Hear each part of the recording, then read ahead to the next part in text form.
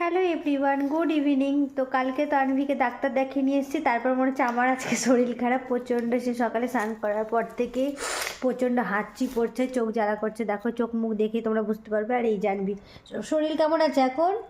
ভালো। আর তুমি খাচ্ছ না কেন বলো? বমি করছো, খেয়েছো একটু? তো আজকে একটু সামান্য চিকেন দিয়ে ভাত খেয়েছে, তাও অল্প, এইটুকুটা নিয়েছিলাম, তার মধ্যে একটু খেয়েছে, একটু রেখে দিয়েছে। তো যাই হোক, ওষুধগুলো এখন কন্টিনিউ চালাতে হবে। আর কালকে বাইকে গেছি না, ওকে তো পুরো মানে দুটো টুপি, মোটা জামা কাপড়, সোয়েটার সব কিছু পরে গেছে। বাট আমি একটাই সোয়েটার মাথায় নিয়েছিলাম, তবুও মনে হচ্ছে ঠান্ডা আমারও লেগে গেছে। দেখো না, মানে আর আমার ঠান্ডা লাগলে ওর আবার শরীর খারাপ হবে।